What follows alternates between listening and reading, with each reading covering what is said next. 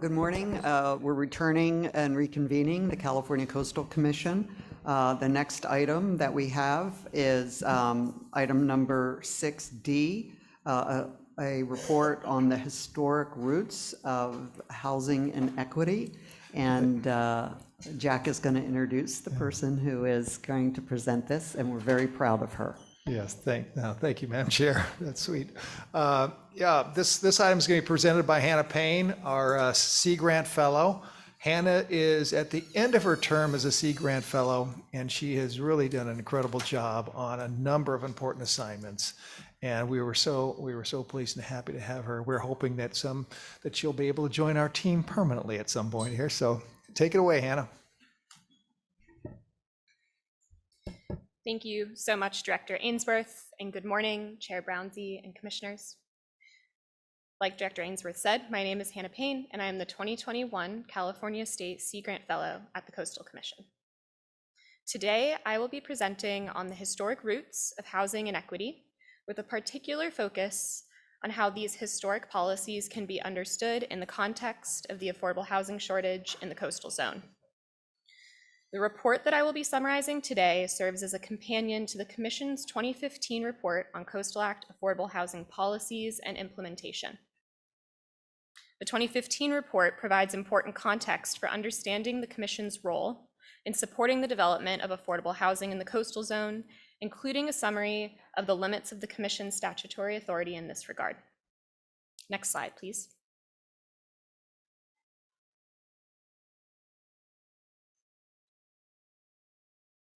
Thank you.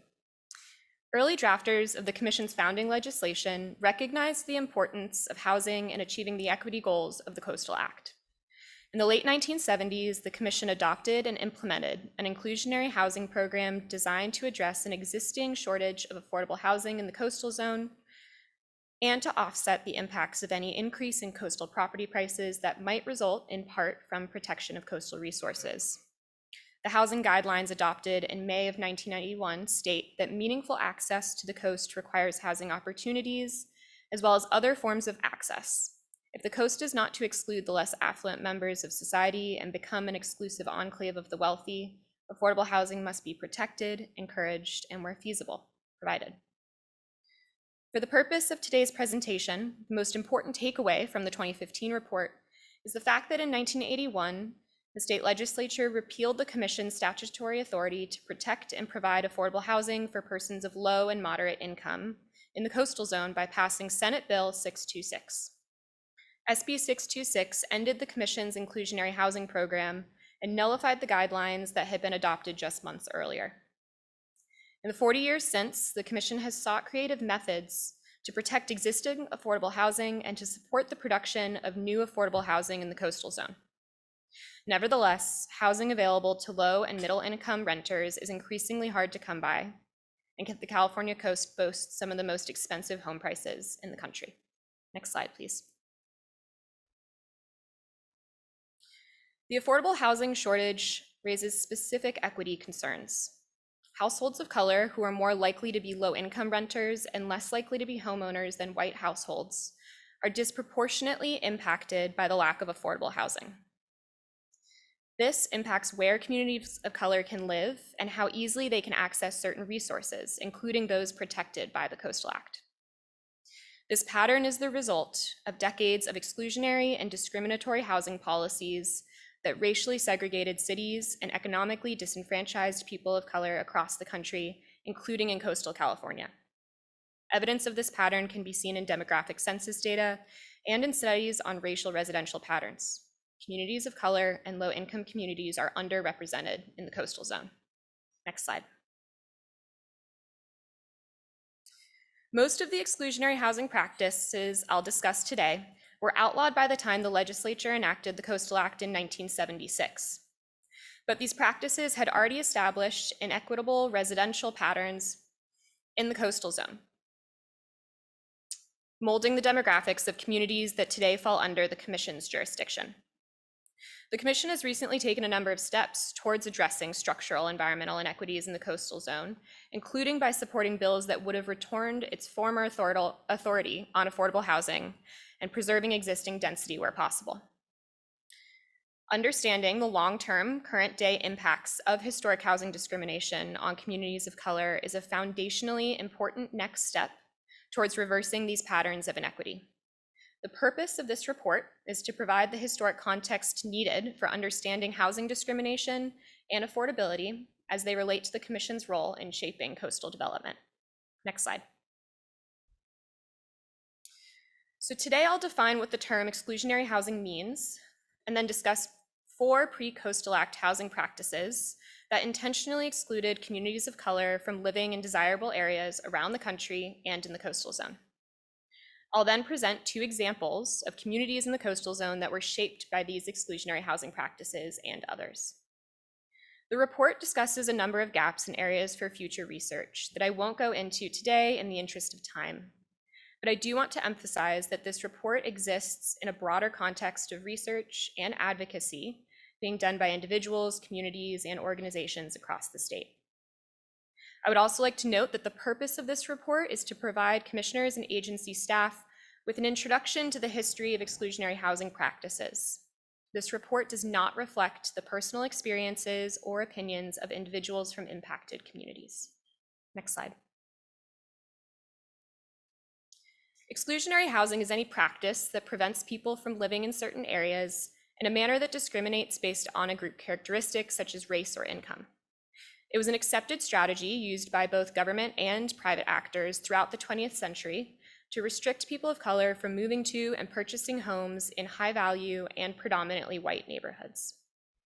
While many different strategies can be categorized as exclusionary, this report covers the history of 4 specific practices that had impact on coastal communities in California in the early and mid-20th century.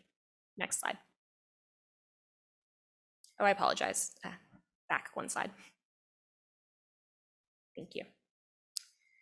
So these 4 practices do not follow a clear chronological order, but what is clear is that they are each a government or private actor initiated response to a change in racial demographic patterns. For example, early discriminatory practices targeted Chinese and Japanese communities following high years of migration from those 2 countries. Then, around the time of the Second Great Migration of the 1940s and 1950s, discriminatory policies targeted Black communities. In both cases, exclusionary practices were intentionally used to maintain or to re-achieve a status quo that benefited white Americans. Next slide. So the first exclusionary practice I'd like to discuss is the use of discriminatory ordinances and laws. Some of these early policies are what we call implicitly racially motivated, meaning that they were race neutral on paper but had discriminatory effects in practice. 2 of the earliest regulations of this kind were the Cubic Air Ordinance of 1870 and the Laundry Ordinance of 1880, both enacted in San Francisco. The Cubic Air Ordinance, introduced as a public health measure after a government official visited Chinatown, required 500 cubic feet of space per person in a lodging house. It was enforced in a discriminatory manner and resulted in thousands of Chinese residents being jailed. 10 years later, the Laundry Ordinance restricted laundries to brick or stone buildings under the guise of public safety. The majority of Chinese-owned laundries in the city were located in wood buildings, and so yet again, the ordinance was enforced in a discriminatory manner. The obvious exemption of non-Chinese laundry owners from these restrictions led the US Supreme Court in 1886 to declare the ordinance in violation of the Equal Protection Clause of the 14th Amendment. 4 years later, San Francisco passed one of the earliest examples of explicit racial zoning, the Bingham Ordinance, which prohibited Chinese residents from living in most parts of San Francisco. That was declared unconstitutional the same year. Finally, California's Alien Land Law, passed in 1913, was the longest lasting of these discriminatory measures in the early 20th century. It prohibited Asian immigrants and later the children of Asian immigrant parents or Asian-owned corporations from leasing or owning land. This law targeted Japanese immigrant communities, and in combination with the forced internment of Japanese Americans during World War II, resulted in massive losses in land ownership and associated economic opportunities for Japanese and Japanese American communities. Next slide. The next type of exclusionary practice I'd like to discuss is the use of restrictive housing covenants, which were written into home deeds and bound property owners, developers, and real estate operators to not sell property to certain groups based on race. These covenants grew in popularity in California in the 1920s because they were a private end run around a court ruling that declared explicitly racist city ordinances unconstitutional. Restrictive deeds were even validated by the US Supreme Court in 1926. And by 1940, almost 80% of properties in Los Angeles contained restrictive covenants that barred Black families from living there. Government agencies like the Federal Housing Administration perpetuated racist beliefs that residents of color would cause land values to go down, which property and homeowners cited when implementing private restrictions on entire neighborhoods. Many homes across the country, including in California, still have racist and discriminatory language in their deeds. These restrictions are no longer enforceable, but they are a painful reminder that links historical practices to present-day policies. Next slide, please. So next, single use, or sometimes called exclusionary zoning, was a tactic used to restrict certain types of development from being located near all white communities. The Berkeley Ordinance of 1916 was an early example of single use zoning. The ordinance was used specifically to remove 2 Japanese laundries and 1 Chinese laundry, as well as to prevent the opening of a Black-owned dance hall near an all-white community. The Berkeley Ordinance was also the first in the country to designate land exclusively for single-family homes, a policy with strong racially discriminatory motivations. Few households of color could afford single-family homes in the early 1900s, so this type of zoning contributed to both racial segregation and economic disenfranchisement. On the slide, you can see a modern map of how different parts of Berkeley are zoned for different types of residences. The impacts of single-family zoning on residential patterns today are multifaceted. In the Bay Area, the percentage of residential land zoned for single-family homes predicts the racial diversity of that municipality. White people are overrepresented and people of color are underrepresented in cities with high levels of single-family zoning. Single-family zoning is also correlated with higher incomes, home values, and home ownership rates. And because homeownership is the primary means by which Americans build intergenerational wealth, this history of single-family and single-use zoning with implicitly racist restrictions plays a large part in the socioeconomic gap between white communities and communities of color. Next slide. Finally, redlining, which was the practice of denying borrowers access to credit based on the racial or socioeconomic makeup of a neighborhood, began in the 1930s and continued until the passage of the Fair Housing Act of 1968. The Homeowners Loan Corporation designed residential security maps that flagged communities of color for high lending risk. This influenced public and private investment decisions and trapped many communities of color in cycles of poverty and disinvestment. In coastal California, oceanfront communities that were already predominantly white were rated as Class A neighborhoods, while inland and bayfront neighborhoods that were predominantly communities of color were rated as Class D. Redlining funneled loans for homeownership away from people of color, driving a massive wealth disparity that continues to this day and strongly impacts where these communities can live. Next slide. So examples of these strategies in practice are common across coastal California. The report looks at 3 examples at 3 different geographic scales, but in the interest of time today, I'm only going to present on 2 of them. Next slide.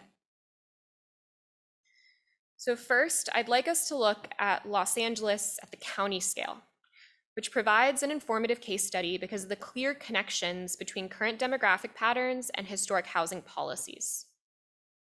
In LA County, we see at least 3 of the strategies I discussed today play out in the early and mid-20th century, driving communities of color inland. This map shows the underrepresentation in purple and overrepresentation in green of white people across LA County. Some of the wealthiest, least diverse communities today are located along the coastline, the same areas flagged as Class A by the Hulk redlining maps in the 1930s. Exclusive coastal neighborhoods and subdivisions such as the Palos Verdes Estates, Malibu, and Pacific Palisades used restrictive covenants and mortgage policies endorsed by the FHA to prohibit people who were not white from living there through the 1950s. Next slide, please. So one specific example from LA County highlights the discriminatory use of eminent domain for land takings, which is a strategy not covered in this report, but similarly effective at shaping coastal residential communities. LA, and Santa Monica in particular, housed a thriving Black community in the first half of the 20th century. The Belmar Triangle neighborhood was home to many Black families and businesses until the 1950s, when the city took the land through eminent domain to create space for the expanded Civic Center. The destruction of Belmar and the displacement of Black families was an example of the process of urban renewal occurring across the country. The federal government funded cities' efforts to clean up impoverished areas in order to make them economically viable, in the process displacing and disenfranchising communities of color. Next slide. Around the same time that the Belmar community was destroyed, housing developers up in the Bay Area established one of the first post-World War II all-white subdivisions in the United States. The first homes in the coastal Westlake neighborhood of Daly City were sold in 1949. Every sale included a covenant that restricted residence and ownership to white people, despite a 1948 court ruling that established racially restrictive covenants as unconstitutional. The FHA financed Westlake and numerous other subdivisions like it through the 1950s. Only in 1962 did the practice cease, but until then, only white families were allowed to purchase homes in the district, and so they alone benefited from equity appreciation as their property values rose. Today, Westlake is a far more diverse community, but still has a significantly lower Black population than surrounding cities in the Bay Area. The housing policies that created and upheld white single-family homeownership in Westlake are also limited economic and residential opportunities for Black and low-income communities. In combination with today's affordable housing shortage, these practices create a coastal residential community that is often out of reach. Next slide. Addressing modern housing inequities in the coastal zone requires recognition and understanding of the history of intentional exclusion and marginalization that occurred. These past practices shaped the racial and socioeconomic landscape of the coast today and have ongoing impacts on communities of color. The Coastal Commission inherited a housing landscape shaped by decades of exclusion, with few legal tools for addressing the resulting inequities. Despite great strides made towards reversing structural environmental inequities, the Commission is limited by a lack of statutory authority to implement policies that address pre-existing impacts of housing discrimination. The legislature's action in 1981 to remove the Coastal Act mandate to protect and provide for affordable housing was justified by its supporters by a need to protect local property tax revenues, as well as to remove a barrier to drafting LCPs. This report provides the historical context necessary to view this action as a part of a continuum of institutional racism in California. My aim with this research was to contribute to existing efforts by Commission staff to address the impacts of this history. The Commission's legislative staff worked tirelessly to identify and analyze bills that support housing equity in the coastal zone. The Commission's Environmental Justice Unit dedicates enormous energy towards addressing impacts on disadvantaged communities and ensuring that the Commission's processes are equitable and inclusive. As we can see, this report is not the Commission's first time engaging with issues relating to housing and equity in the coastal zone, nor do I imagine will it be our last. In order to fully achieve the goals of the Coastal Act, we must recognize the history that shaped the California coast, engage with communities impacted by that history, and make equity a priority in every aspect of the Commission's work. I want to say thank you to everyone who contributed to this project and supported me through my fellowship. And finally, thank you, Madam Chair and Commissioners, for your time today. I'm happy to answer any questions. Thank you so much, Ms. Payne, for that excellent and horrifying report. We all are aware of it, but when it's put into a report in one package, it is kind of, I don't even have a word. It's just such a reprehensible part of our history. Before I go to the Commission, I'm just going to check for, are there any members of the public who wish to comment?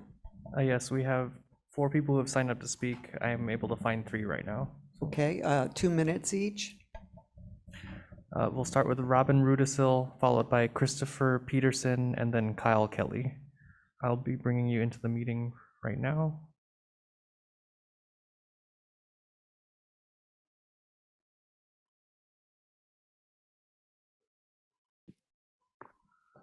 Robin Rudisil, if you're able to unmute yourself, say your name for the record. Yes, it's Robin Rudisil. I had hoped for 3 minutes, but I'll do my best. That was a fantastic report, such excellent work, and I'm so grateful that you're focused on the housing inequity issues. Earlier this week, I was the appellant at a city hearing fighting for affordable housing, fighting against the city of LA's continued violation of the State Mellow Act, which is meant to protect housing stock and affordable housing in the coastal zone. Well, surprise, surprise, the appeal was denied. In that case, the city had knowingly allowed a commercial use in these 3 residential structures for at least the past 6 years, which has taken away housing at a time when there is a severe housing crisis and they are rent stabilized units. Not only is it wrong to allow commercial businesses to operate when the C of O is for residential use, the Mellow Act state law specifically prohibits the commercialization of housing. And the city violated the law a second time by basing their analysis of housing cost affordability on the unpermitted commercial use rent, resulting in a determination of no affordable housing units to be replaced. So these types of actions by the city are costing us millions of dollars of affordable housing units and hurting our lower income residents, typically minorities, as they're being displaced from the coastal zone. Such ongoing violations of the Mellow Act by our city government are the main cause of the loss of affordable housing in the Venice coastal zone, and that is present day institutional racism. One area where you can help is related to when there are residential structures in commercial zones, which is quite common in Venice. In the past, staff has taken the position that in a commercial zone, it's allowed to demolish a residential structure for purposes of a mixed-use project. The idea is that it conforms the use to the commercial land use designation, but there's nothing wrong with a residential structure in a commercial zone. It's a conforming use and it's a good thing as it keeps the zone a mix of residential and commercial uses. Looks like I'm out of time. I just strongly recommend that you make it your policy that when a structure is residential, it stays residential no matter the zone. And as always, the Coastal Commission is the leader on the most important issues of our state. And this report's conclusion to consider housing justice more actively when analyzing projects by identifying the lack of affordable housing in the coastal zone as an environmental issue concern is wonderful. Again, outstanding work, and thank you. Thank you. Christopher Peterson, you may unmute yourself and state your name for the record. Good morning, commissioners. My name is Christopher Peterson. It's a pleasure to speak with you this morning. Let's see, is this working? Okay. I've submitted written comments on this item that I hope you will have the opportunity to review. Staff's report on the historic roots of housing inequity is excellent. I appreciate the report's discussion of the role of exclusionary zoning in preventing low-income and minority households from living in the coastal zone. I would note, however, that exclusionary zoning is not simply a historical relic. Exclusionary zoning and associated development controls, such as minimum lot size, density, setbacks, and parking requirements, continue to be enacted and implemented to this day. Moving forward, I hope that the Commission will work with local governments and the legislature to revise LCPs and other legal constraints that perpetuate exclusionary zoning in the coastal zone. In particular, the Commission should do all it can to maximize the amount of both affordable and multifamily housing in already urbanized areas of the coast. Doing so will also have the very significant advantage of helping the state to achieve its goals in addressing the climate crisis, as I explain in greater detail in my comment letter. Thank you. Thank you. Kyle Kelly. Hey, I just wanted to call in and big support for the report. I've been advocating for housing all throughout the city of Santa Cruz and the county of Santa Cruz. I look forward to the Coastal Commission being able to, or try to push for local coastal plans to incorporate a lot more housing, to not just keep it as low density housing, and make sure that we're able to build multifamily housing, which is the only place that we can create affordable housing, whether that's through inclusionary or through, getting deed restricted affordable housing built by nonprofits. And the reality is that most of the land within the coastal zone is not actually zoned for affordable housing. And the more that we can do that, the more likely that we can ensure that we're creating enough housing so that people can live and thrive within the coastal zone. And I think more importantly, on top of that, is to make sure that the ways in which we access the coast include both access via transit and access via bikes, and access that doesn't actually lead to further destruction of the coast, whether that's microplastics from the tires or greenhouse gas emissions, because it's really hard to get people out of their cars right now. So I hope that we can find more ways to bring people into our coast and be able to really, really thrive and survive here on the California coast. Thank you all so much for your time. Thank you, staff, for the report. Thank you. And looking for Dr. Naomi Nightingale. If you're in the meeting, please raise your hand.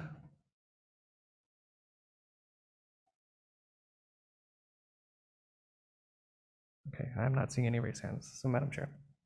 Thank you, Chris. And Mr. Peterson, it was nice to see you. So thank you, and thank you for your comment letter. I'm bringing it back to the commission. Or are there any comments, or Commissioner Escalante? Happy to start.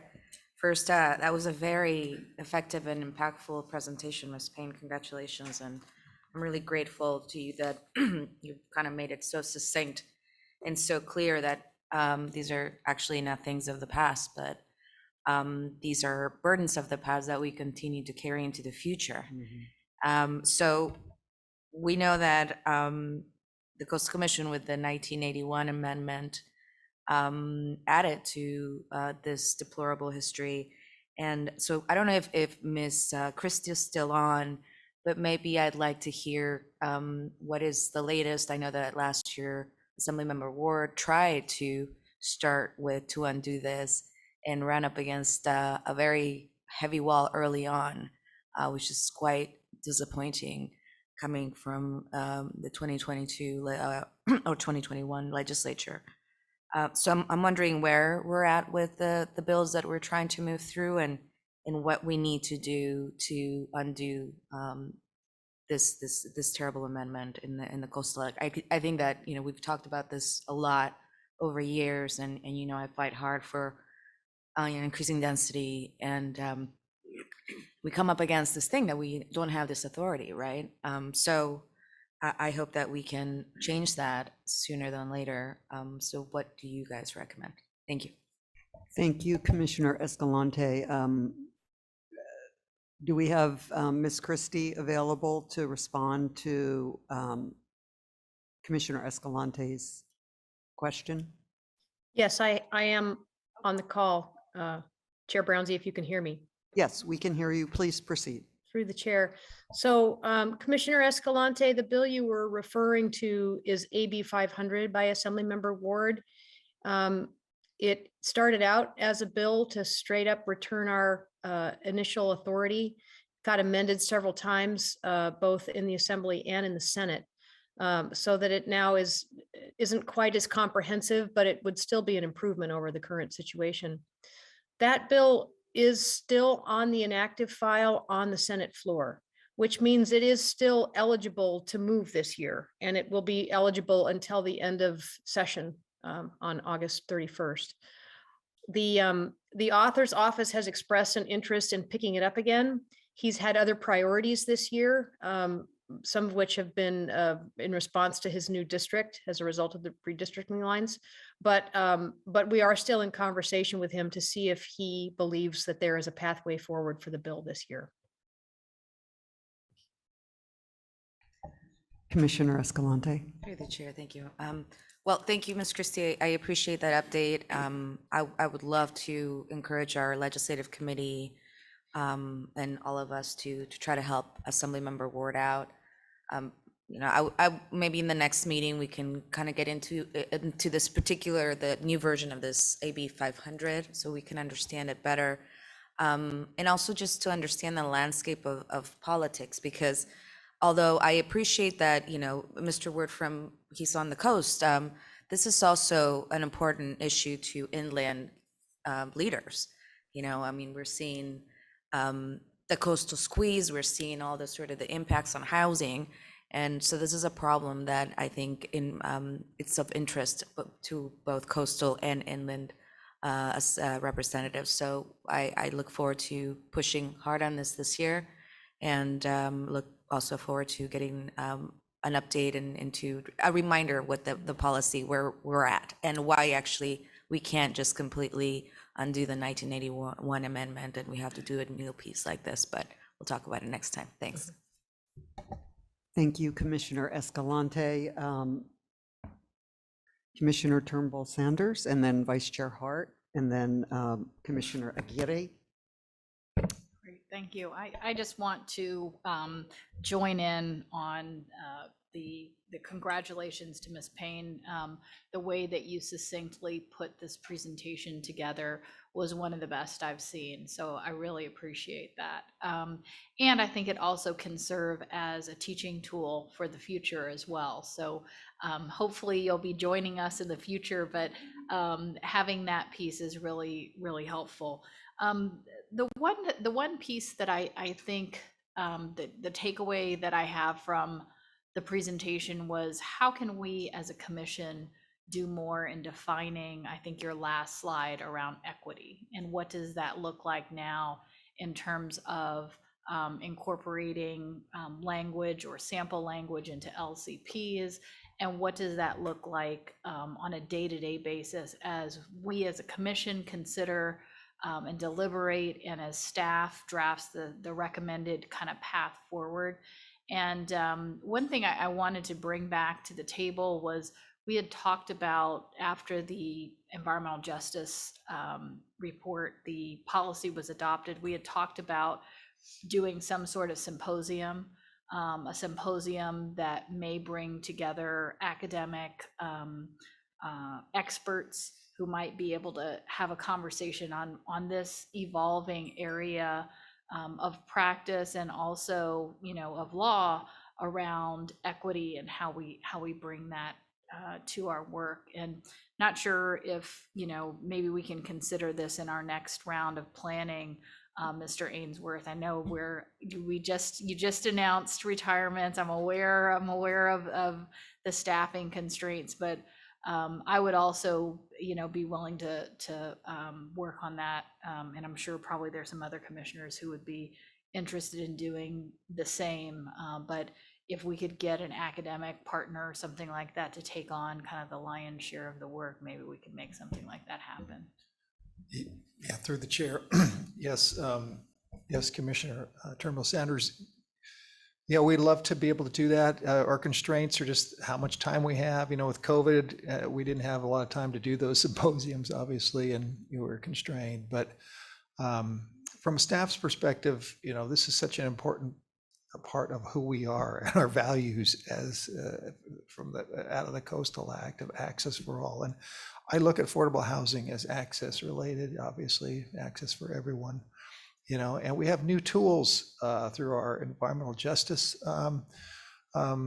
policy, as well as language in the Coastal Act, but also the recent addition of language around considering climate change in our decisions. And as Chris Peterson pointed out, this is a climate change issue. The ability to live and work in those communities is an important part of reducing greenhouse gas emissions.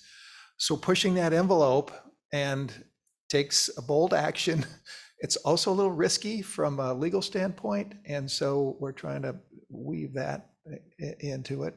And the other thing is that what you talked about, incorporating language into LCPs, that is something I'm really interested in, and like our statewide planning division to be able to work on that. The problem is that we just have such limited staff. We're so focused on sea level rise adaptation planning and all that. We need some housing type experts to come in and help us do that. We just don't have the capacity, which is frustrating. And it's because we want to do big, bold things, and sometimes we're constrained by that. Thank you, Mr. Ainsworth. Commissioner Turnbull Sanders, You're done? Okay, great. Next, Vice Chair Hart, and then Commissioner Aguirre, and then Commissioner Wilson. Thanks. I just want to recognize Hannah Payne for that excellent presentation today and your more thorough and report that is part of our commission agenda. It's such an important topic, and as my fellow commissioners said, your presentation was excellent. I want to call attention to something that I think is important to us because we often talk about vacation rentals as being an option. So we see through these various tactics and horrible approaches that have been used to exclude minorities from living on the coast. And I recently became aware of a problem within Airbnb, which we often talk about as well. You know, we want to make sure that there are vacation rentals available on the coast because they're more available to lower income, larger groups, et cetera. I'm just going to tell a personal story that made me aware of this, which was my daughter, whose boyfriend is African American. They reserved an Airbnb, and upon arriving, and this was in the South, not in California, but I have a feeling it happens everywhere. They were told by the Airbnb host that they didn't, that her boyfriend's last name didn't sound that he was Black. And this woman then went on to basically, I mean, it was such a scary situation that they left. And then the Airbnb, they tried to do something about it and have been completely unable to get any satisfaction. And in fact, now the host reported them, apparently Airbnb, and now they're excluded from ever renting from Airbnb. And I told her, I have a coastal commission meeting this week, but I'm going to look into it next week. And you know, it's incredible because Airbnb set up supposedly a nonprofit called Lighthouse or something to deal, which is kind of interesting when you think about coastal issues, to deal with this. And you know, just the brief time I had to look into it, I realized that this has been going on. You know, this has been a big issue with Airbnb. So this is something we need to be aware of on top of this other horrible circumstances that have been going on for years. This is going on now. And I think that, you know, it's something we need to be aware of and provide maybe a mechanism for people to report if they're unable or they're discriminated against because of their color from renting vacation rentals in the coastal zone. I think we want to have a mechanism that they can tell us, because I can tell you Airbnb, it's like a lockdown. So I just wanted to tell you all about that because it was so shocking, and I think it's important for us to know about. And I don't know, Ms. Payne, if you looked into that, but you probably stopped at you had pretty full plate as it was. But thanks for letting me tell that story, and appreciate it. It's an important and, of course, another deplorable example of the tactics that are employed. I'm sorry that Rhea and Isaac had to go through that, and also the consequences. So maybe the next time we have an Airbnb agent in front of us, we can ask some questions. Or through the chair, if you know anyone that I can contact, that would be helpful. Okay, so yes, of course. Next, we have Commissioner Aguirre. Thank you, Madam Chair. Just more general comments. I just very much appreciate having this conversation, this open conversation about our history, right? Because we can't learn of our past mistakes if we don't know our history. And how do we find solutions to the future is by having these difficult conversations. Because as a person of color, first generation American, I mean, we were talking the other day, Commissioner Turnbull, Sanders and I, about intergenerational wealth. That's a real thing, and it pained me to hear it, right? Because I know that, like me, there's so many that have never had the opportunity to purchase a home or much less be close to the ocean. And I think that with climate change and rising temperatures, you know, residents inland are going to start to want to come more and more to the beach. And now with the housing crisis, things are going to be more difficult than ever. And, you know, I couldn't help but think, of course, of my community in Imperial Beach, where it's 70% renters.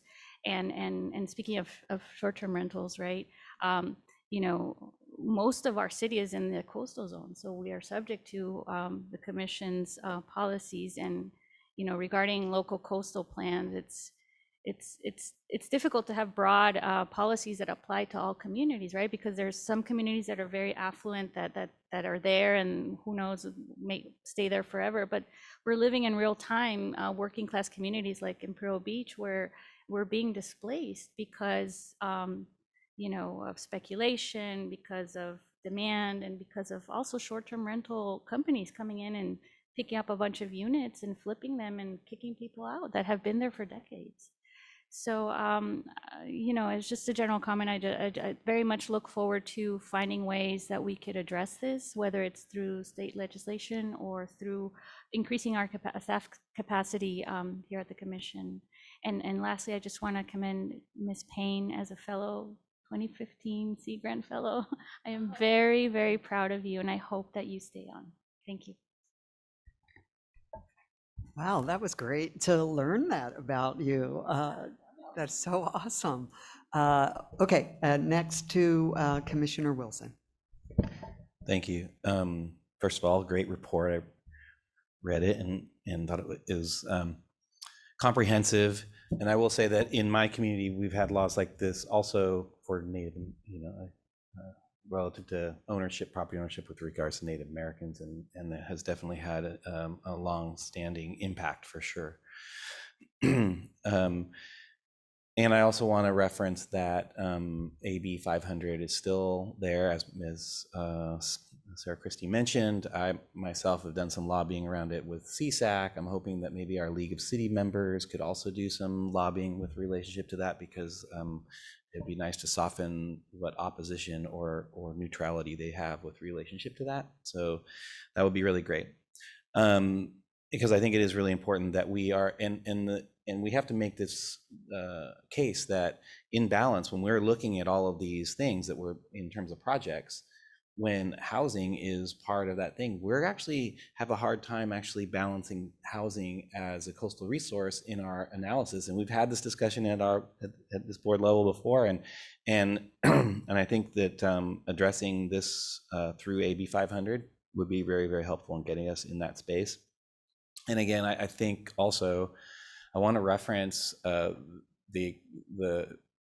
what has been brought up here with relationship to short-term rentals, and our policies with relationship to short-term rentals, and the policies that are, it's a fairly new space, but understanding that even in my own jurisdiction, we have probably 1,000 short-term rentals, of which maybe even if half of those were conversions in a small community, in a small population, that is very hard to get back. And when we're in jurisdictions that are trying to build affordable housing, with that 1,000 units, we also often hear like, hey, that's really great. We get $450,000 a year in our, TOT, our transitory tax, and that sounds really great. But that's what it costs to build one affordable unit, right? So it's a long time before we could ever make back that impact with relationship. And again, what population is most impacted by this shift? And sort of one of the extremes that came to our board recently, or in the last year or two, was Newport Beach, and in their short, even though we're at this place where we're being thankful to a certain degree that we're getting regulation and we're getting some controls on those things. Even at that, in that jurisdiction, it was, up to 25% of the residential units could be converted to short-term rentals, and all of them, 100%, would be in the multifamily zoning. They excluded their single-family zoning from that. So if we have to start looking at our policy with relationship to short-term rentals through this lens, because the populations that are most affected by that, especially in smaller communities, are the people who are housing insecure, are the ones that, and I have friends that have been kicked out of houses and know folks that, in that conversion. And understanding too, what happens is with those entitlements comes a price bump in those properties, actually making them harder for people. It's basically another driver in that process. So I'm just hoping that we as a commission and staff and everybody start applying some of this lens to this new new issues that we're dealing with and that do have big impacts on housing. And I know we are, but I just wanted to, thanks, give me that Of time. course. Thank you, Commissioner Wilson, for those comments. And I, of course, Ms. Payne, just want to join in the accolades to your work here on this report and how important it is, and really to acknowledge all of the comments by the commissioners, all of the different elements of this that are so important. I think Commissioner Escalante stated it perfectly when she said, we carry the burdens of the past that we continue to carry with us into the future. I mean, it is really true about housing, really true. I think that not only commission policies and our efforts to increase our authority to address these issues, but also in individual actions that we've taken. I don't know if other commissioners remember this, but I remember last year we had an appeal before us that was based on neighbors didn't want a minority family in their neighborhood, and they actually vandalized their property and then used that as a grounds for appeal in order to facilitate the commission finding a substantial issue with the appeal. It was clear that this was racism, just straight up racism. And I remember it was the sensibility on the commission was, I think all of us were just appalled at this. But it reminds us that, as in Commissioner Hart's story, it happens today, every single day, all the time. And I know that this commission refuses to continue in any way those deplorable, horrible policies, and will do everything that it can to address moving us forward so that we can show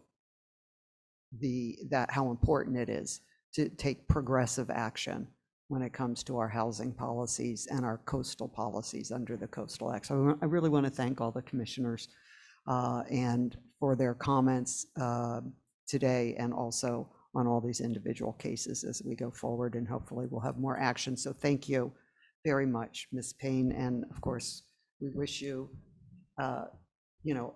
all success in your future endeavors, and do hope you circle back and join us. So with that,